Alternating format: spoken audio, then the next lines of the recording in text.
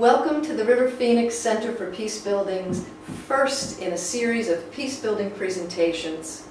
This one offered by Dr. Nancy Hart, our colleague here in the city of Gainesville. She is a peace building advocate, a children's advocate, and more than that. She is a researcher and pragmatic idealist, able to put her ideas into form and function, making a difference to help break the cycle of violence in our community and create the conditions for a safe, healthy, and resilient community for all of us, from pre-birth all the way through. And we are here at the Midwifery School and Birth Center in Gainesville, Florida. And what a better setting than this for Dr. Hart to present her research and findings, her collaborative experience in the community already, and you're in for a treat. You will hear how not only you can make a difference in your life in terms of resiliency and being a productive, healthy, happy citizen, but also how we can make a difference together in the community of Gainesville. For a process model to demonstrate a community that comes together to create those very conditions that will be translatable to other communities. Let's make violence history.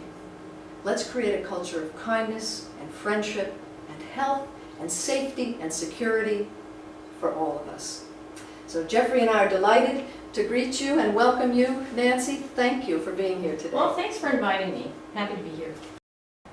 Good afternoon, everyone. My name is Dr. Nancy Hart, and I'm from the University of Florida College of Medicine, and I'm so excited to be here today to make a presentation specifically for the center on what's going on in Gainesville and Alachua County that might interest you, and ties in beautifully with what your goals and objectives are as cited on your website.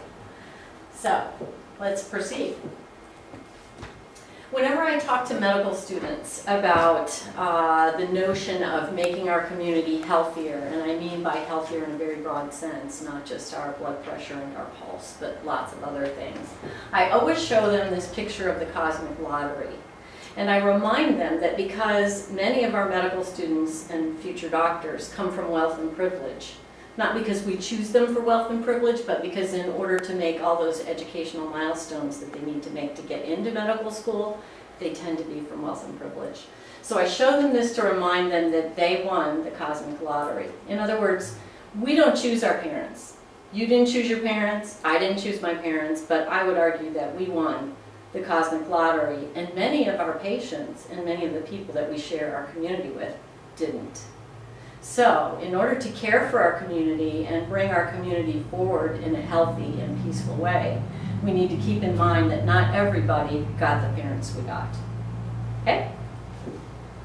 So, we're going to do a couple things. We're going to talk about Maslow's hierarchy and the social determinants of health as though we were medical students. And I think you're going to recognize a lot of this stuff because it's really important in building community.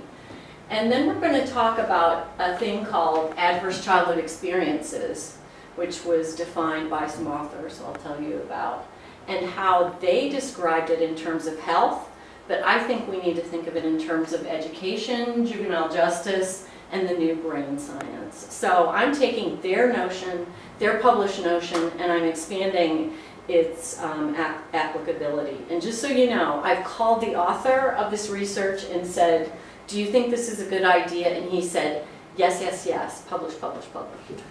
So it's with all of their okay. So I hope you've heard of Maslow's hierarchy of needs, and I'm ashamed to say that all through my medical school training, I never heard of it. So I always talk about it to medical students. And the way I like to think about it is that there are certain things that we as human beings need to do before we reach self-actualization. And Maslow describes self-actualization in kind of a funny way that I don't use. But I like to think of self-actualization as being prepared to raise the next generation of children. So if you're thinking of this as being a good parent, and a good parent should supply Maslow's hierarchy to children, let's talk about what children need.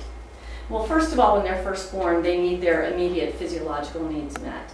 As human beings, when we're born, we can't jump up, run with the herd, find our own food, You know what I'm saying? We're completely dependent on responsible adults to care for us, not let us get too cold, not let us get too hot, not let us get too hungry, not let us get too thirsty, take care of us when we're sick, etc. Are you with me?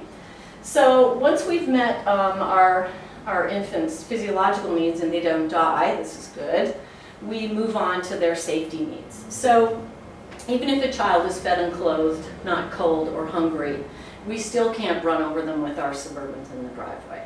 We still can't shake them when they cry for hours on end. We still can't bang them around and give them head injuries or broken bones. So we have to assure their safety. And a lot of times when we think of safety for children, we think of it as the same way we do for adults. And that means no black eyes, no obvious bruises. No, we're not talking about that. We're talking about a broader definition of safety. Like they need to be in an environment where they don't live in fear. So you don't have to bruise a child to make them fearful. So if you say, if you do that, I'm going to whoop you within an inch of your life. Or if you do that, I'm going to kill your pet. That makes a child just as fearful as if you gave them a black eye or broke their bones. So there's a lot in safety. So once we've assured a child's safety, there's more. We need to assure that they feel that they belong.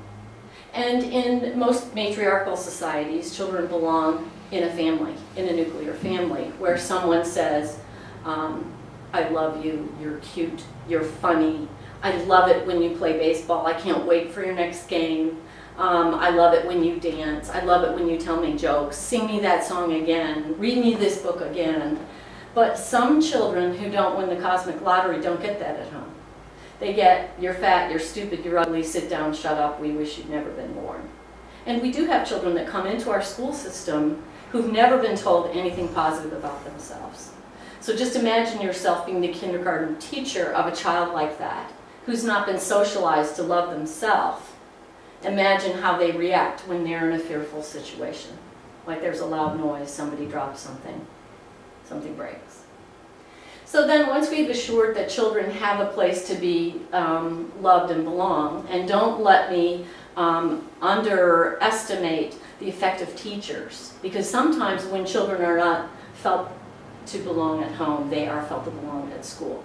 Just think of kids you know from Gainesville Eastside High School who only go to school during marching band season so that they can be in the drum line. When they're in the drum line, everybody loves them, they're top dog, but boy oh boy, when marching season's over, they drop out. There's really nothing else for them at school. So then, once we have these things established, children begin to develop self-esteem. And self-esteem is one of those concepts that's really easy to see when people don't have it. So what do teens or what do young children look like if they don't have self-esteem? They're the ones who are most prone to peer pressure. They're the ones who don't have safe, healthy behaviors because they'll do whatever their friends suggest to them because they're so eager for peer approval.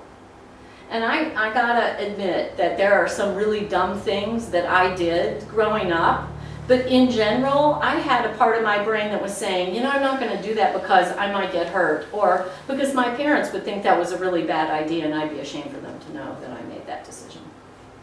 And then, once you've got your self-esteem, you may be ready to offer these things to your child. So that's why I think Maslow's hierarchy, even though it's an old construct, is very pertinent to peace building. It's very pertinent to community building. So here's a story about Gainesville, Florida, which is a college town in Central Florida, which we know and love. But actually, it's not a bad place to do something that you could do everywhere if it worked.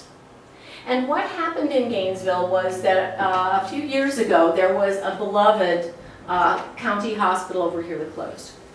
And at the time, I was working at the College of Medicine, and the community was quite upset at the notion of losing this treasured community resource. So I was asked to do a little bit of a needs assessment for what we could do to make sure the community didn't feel the loss as much as they anticipated. And so what I did was I said, well, you know, the hospital's in East Gainesville, and most of the people in need are in East Gainesville, but I don't see the point in studying East Gainesville. I'd like to study the whole county. Would that be okay? So I created this sort of crude health report card using public record data by zip code. Because everybody knows their zip code. You know, if I talk about this zip code or that zip code, people have a general idea where we're talking about. And then I put the zip codes in order from unhealthiest to healthiest. And because I've known ever since I've been a physician that health equals wealth, I was astonished to find that one of the wealthiest, or perhaps the wealthiest zip code in town, was below average in that trajectory from unhealthiest to healthiest. And I thought that made no sense to me. What on earth could be happening in this wealthy part of town to make people less than average in health outcomes? So I was very lucky to have access to people who could make maps. So we took some of that public record data and we actually used addresses to make these density maps so that we're actually showing personal health information in such a way that cannot be shared publicly, but we've disguised the personal health information by making these density kind of smeary maps. And what we found was that there was a place nowhere near East Gainesville, which would be this part of town, where we had a lot of children being born to mothers who qualified for Medicaid. And mothers who qualify for Medicaid are between 100 and 200% of poverty. About 188% of poverty is Florida's cutoff for qualification for Medicaid. So these were almost by definition children very likely to be born into poverty. So I took that map around and the CEO of Shands Hospital said to me, I think the sheriff might find this map interesting. Well, I knew who the sheriff was, but I'd never been to her office. I'd never even had a personal conversation with her. And so I got a friend to go with me because sheriffs carry guns and I thought that was a little scary. So I went over there and she was very nice and very receptive and she said, oh, Dr. Hart, this map is so interesting. Would you like to see my map? And I said, why, yes, I certainly would. And what she showed me was that this little triangle-shaped area overlapped perfectly. If you go back one, you can see, overlapped perfectly with this little triangle-shaped area. And so if we go ahead to her map, she said, well, Dr. Hart, we have as many calls to the Sheriff's Department in this little area as we do these larger areas in the county. And actually, I truncated the map. There are huge areas in the county here in red where she only has a few deputies because, according to her contract, the deputies have to be able to answer a call in a certain period of time. But here, there were so many calls that she has as many deputies as she does out here. So we looked at each other and we said, well, I wonder what the deputies are doing there.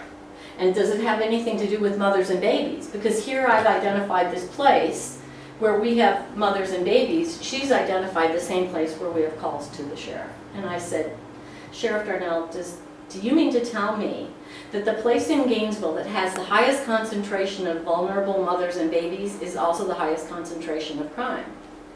And we just looked at each other and light bulbs turned on and we both said simultaneously, we must do something. Do something, who knows what, but let's figure it out. So we got some other data, and one of the pieces of data we got was from the Department of Children and Families, which is our child welfare organization here in the state of Florida. And they demonstrated that that very same spot was also the highest density spot for child maltreatment reports. And then we looked at one other thing, and this came from my visits with the deputies. I started riding around with them. It also happened to be the highest density place for calls due to domestic violence. Now, I don't think the deputies actually call everything domestic violence that is. If they can call it something else, they do. For example, the first call that I went on with the deputies was a runaway child, and they called it a delinquent. They didn't call it a child running away in fear because the parents were fighting. To me, it was a domestic violence call, but to them, it was a delinquent. And then we went on another call where there was damage of property that they called vandalism, because the woman just wanted a report to her insurance company so she could get her car repaired. And yes, indeed, her boyfriend had damaged the car with a baseball bat, but it was not called domestic violence. It was called damage to property. So that began to put things together in my mind. And so a lot happened after that once we made these little discoveries just by using map data and the sheriff's information. This is another map to show where our mobile clinic goes. So one of the things that happened after that meeting with the sheriff is someone donated us a clinic on wheels, and we began to actually take it to some of these hot spots in town to see whether we could provide healthcare services to people who didn't seem to be getting them. Obviously, if teenagers are having children in these areas, they don't have access to family planning. In Florida, we can't provide that through schools, so we have to go where the kids live. So then we had a researcher in education who became very interested in this same topic of cosmic lottery, health equals wealth, and does that mean that wealth equals school success, like our medical students? So what we did was we took what's called, oh gosh, what are those things called? They're called lifestyle segmentation profiles. Pretty creepy concept. If you make your purchases with a credit card or a debit card or a check, they're traced. If you conduct your whole life in cash, people don't know this about you. But I can assure you that I was horrified to find out how much they knew about my lifestyle segmentation profile simply by looking at my address. So they characterize your neighborhood by what people in your neighborhood spend their money on. And what we found is that of all the lifestyle segmentation profiles, and there are quite a few of them, maybe 40 or so, we could collapse Gainesville into 3 groups. And the green group, you could say, is the highest SES group of the 3. The yellow group is the average socioeconomic status group, and the red group is the lowest socioeconomic status group. So we divided all the children in Alachua County Public Schools into those 3 groups by their SES, by where they lived, and then we looked at their math scores and their reading scores, but I'm just going to show you math scores. They're pretty much the same. So basically what we found out was the first time we measured their math scores that the lowest SES kids performed lower than the average SES and lower yet than the high SES kids. And this difference, I'm told by my education colleagues, is 1 grade level. So in other words, the average SES kids perform at grade level. The high SES kids in a group perform 1 grade above grade level. And the low SES kids perform 1 grade below grade level. Are you with me? So then we repeated the measure a year later, and it turned out that, to the credit of our schools, all the children made progress, everybody improved, but there was still 1 grade level difference between the 3 groups by socioeconomic status. And then we looked at it yet again, and it occurred to me that these lines were never going to cross. So no matter how well our schools did with these children were never going to come up to the green line. And then I started thinking, well, if that's the best our schools can do, if every child can make adequate yearly progress, but we can never get the low SES kids at the same performance as the high SES kids, then something must be happening back here before they even enter kindergarten, where we could get these dots closer together. And I started thinking about how what happens before kindergarten is very, very, very, very important. And then the brain science actually confirms that so much brain development happens by age 5. That if you haven't started the thing right at birth or even before birth, it's pretty hard to correct it later. And I think no matter how hard our schools try, these lines aren't going to cross. So then we decided to map the children, and this is a bigger map. Before I was showing you kind of a city map like this. Now we're looking at the entire county, and here are the green dot children who are the highest SES children and the ones with the highest school attainment. The average kids are in yellow and the lower SES kids are in red. And I kind of had this bias that most of the low SES kids were going to be east of 13th Street. And I knew that there were going to be some low SES kids in our little triangle area right there. But I was really struck by how much of it looks like there's a street demarcation almost between the high SES kids and the average SES kids.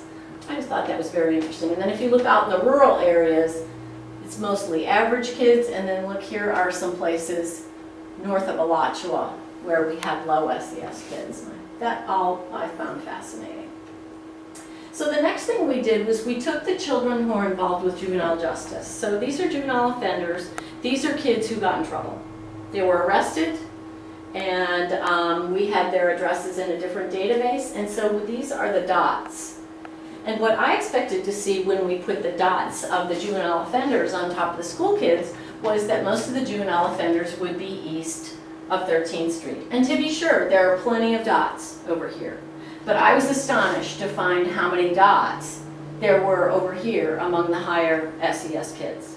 So I went back to my juvenile justice friends and said, tell me, what do these kids get in trouble for, and what do these kids get in trouble for? Because these kids get in trouble for really serious things, right? And these kids get in trouble for not so serious things, right? I mean, I had all these biases. And my juvenile justice said, friend, well, actually, it's quite the opposite. And I said, what? And she said, well, children who live here are not socialized to be cooperative with police. They don't trust them.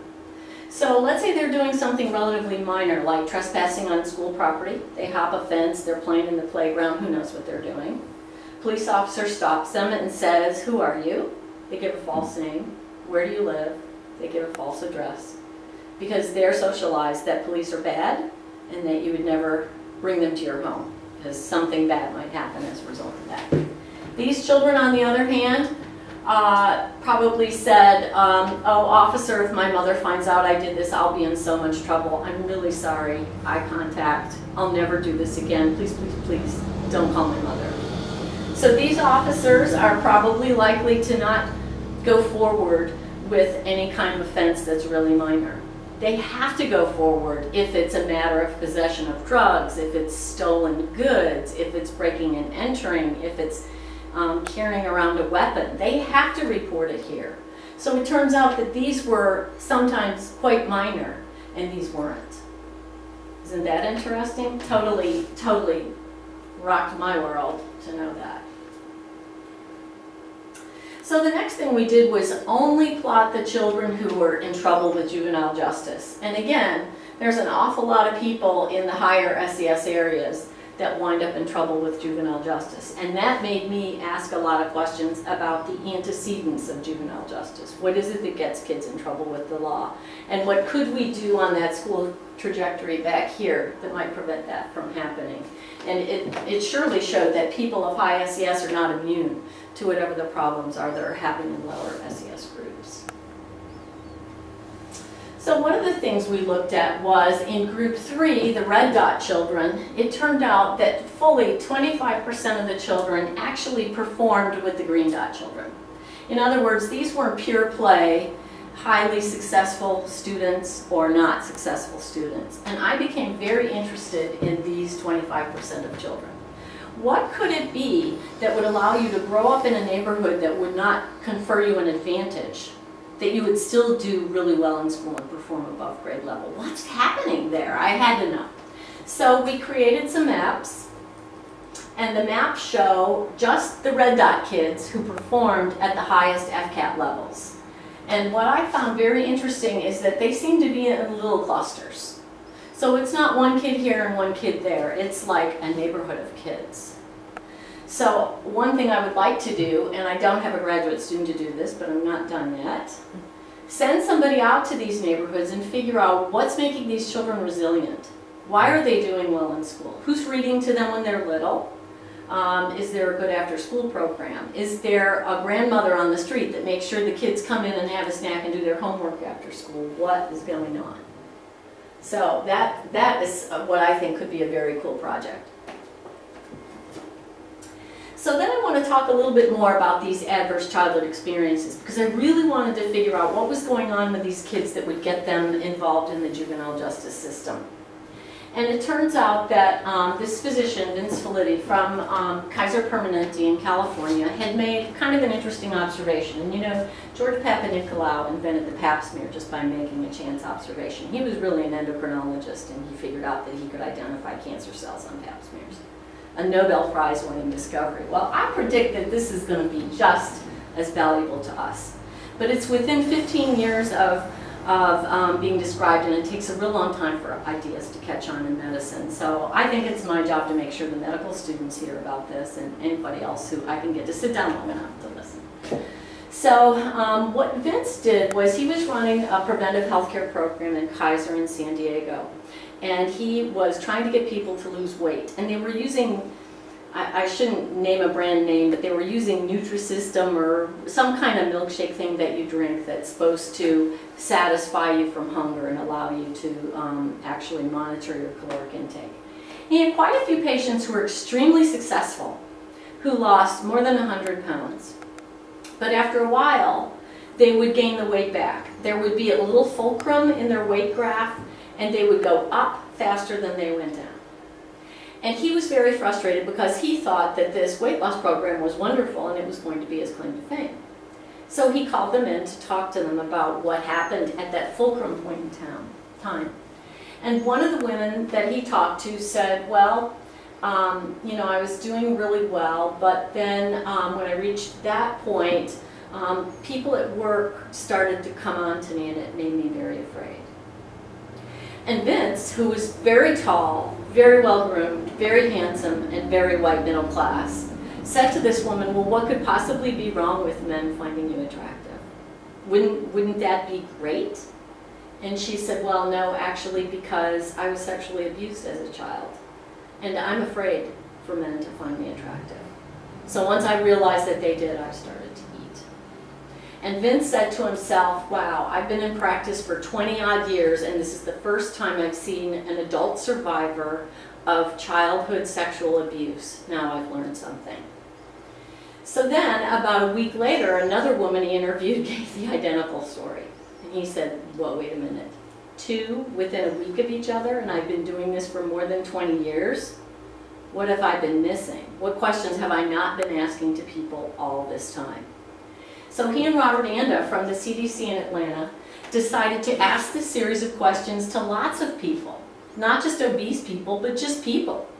And so in Kaiser Permanente, which is one of the largest insurance companies in the country, they found between 10 and 20,000 people to ask a series of questions to about their childhood experiences. So I want to show you a little bit of that data. And I guess Vince's major question was, when babies are born, they have all the potential in the world, and what is it that gets people off the rail and homeless? And I must say that when we do autopsies on people, the first thing we do when we're doing our physical exam of the body is say, does this person look appropriate for their stated age, older than their stated age, or younger than their stated age? And people who've suffered adverse experiences in their lives frequently, if not always, appear older than their stated age. And we've actually found out that there's a mechanism to explain accelerated aging in people who have suffered trauma. But that's sort of another story. We'll talk about that some other time. So what Felitti and Anda put into this questionnaire were things about childhood abuse and neglect. So think back now to Maslow's hierarchy, exactly what's on Maslow's. Growing up with domestic violence, mental illness in the home, loss of a caregiver, so loss of your sense of belonging, and crime in the home, something to make you afraid. And what they found, and this is like cutting to the end of their study before I even show you the data, but what they found is that these adverse childhood experiences are very common. And the Kaiser Permanente insured population were mostly white, mostly college educated, all had employer-based insurance. So they were either the workers or the spouses of the workers. So this was a very middle-class population. And they had very common adverse childhood experiences, and that they were very strong predictors of later health risks and disease. And they actually followed them for 15 years to look at what their health risks were. So I thought you'd find this very interesting, that they thought one adverse childhood experience was equal to every other. So, you know, you and I might think that physical abuse is really bad, or emotional abuse is really bad, or sexual abuse is the worst of all. And they said, we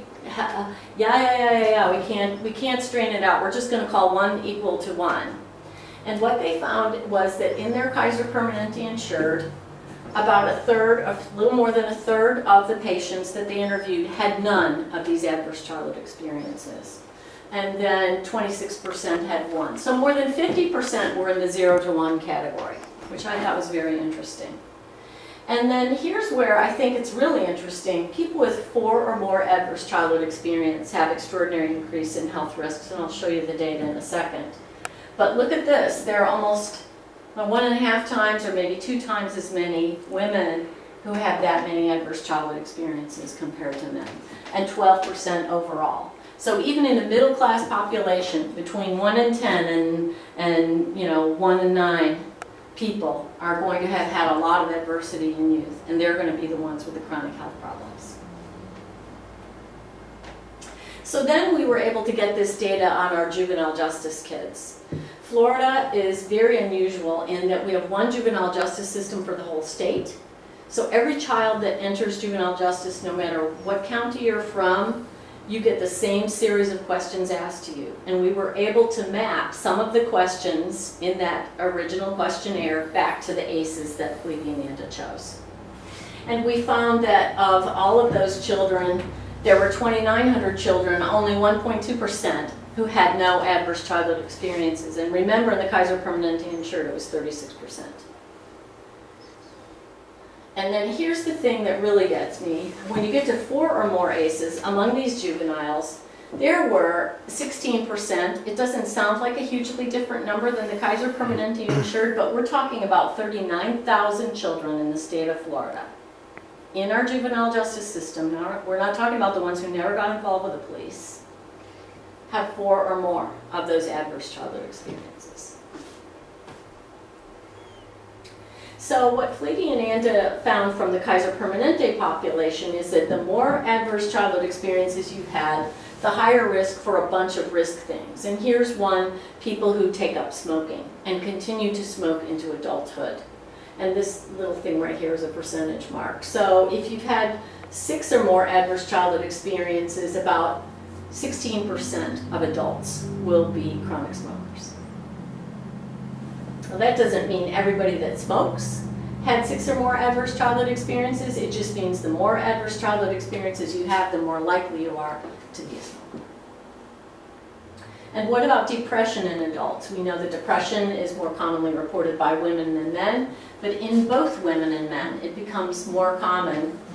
You have a higher risk of it with the more adverse childhood experiences you have. So far we've got smoking, which is a form of addiction. We've got depression, which is another mental illness. And what about suicide attempts? Same thing. Adults with multiple adverse childhood experiences are much more likely to report that they had attempted suicide at some time in their lives.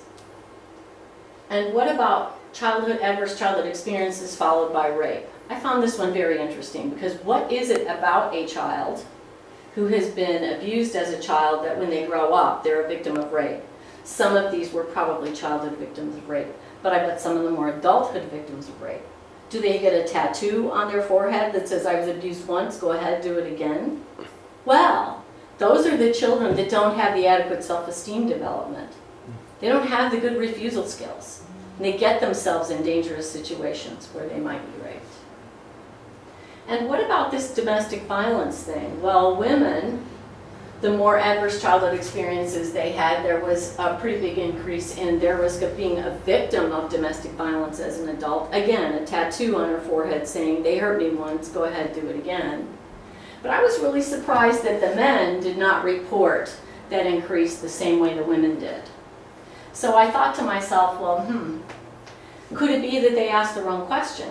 Maybe the question they should have asked was, are you a perpetrator of domestic violence? And so a few years on into the study, Vince had the same thought, and he did it. And the next slide shows that indeed both women and men were more likely to be perpetrators of violence if violence had been visited on them as children. And suddenly, again, my little brain had a light bulb turn on, and I said, oh, I think I'm getting it now. We have to avoid children being exposed to violence because something happens in their brain that makes that particular thing a part of their lives. So there's really good research now to explain about the effect of stress in our lives and our brain development. Now, we cannot remove stress from our lives. Stress is physiologically, we have physiological responses built in evolutionarily to stress. And we can't not have stress, because stress is what alerts us to flee. This flight or fight response is in response to stress. But when we're talking about children, we can be talking about kids falling down and getting a bump. There's not a toddler that learns to walk that doesn't fall down and get a boo-boo, right? But what happens when that fall and that trauma, mild as it is, the response of the adults in the room will have a lot to do with how that child's brain processes that stressful event.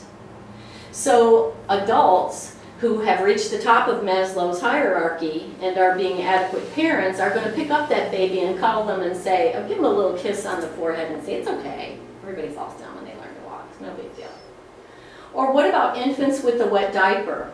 Usually infants don't mind a wet diaper until it starts to get cold. Then they'd really like it changed, thank you very much. Have you noticed that? That's when kids start to cry. Well, what if you grew up in an orphanage where there were 300 children and 10 caregivers? You're going to get your diaper changed when it's your turn to get your diaper changed. It's not going to have anything to do with when it's cold. So you can imagine what's the response in that child's brain. I need something and no one's responding, so my stress response is going to go up and up and up. So children who get the cuddle, who get their diaper changed, they resume normal homeostasis. They calm down. And their stress hormones in their brain also go back down. And so they don't get stuck in this acceleration of stress response, which is what happens to children whose boo-boos are not attended to. So actually, this kind of good stress response helps children adapt to stresses later in life. It helps create resilience in children.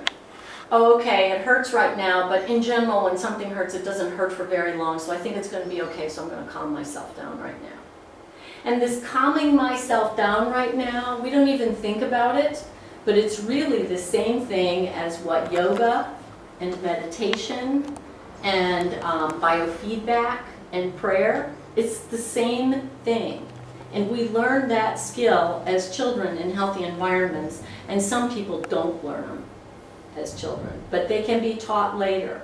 And if you think of those things as being a discipline that we could offer to children who've had a trauma, or even adults who've had a trauma, we might be able to allow them to reset their stress response and not make it have this trajectory into all these chronic illnesses as adults.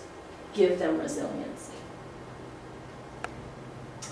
So toxic stress is when there's no resiliency built in, when there's no normal physiologic response.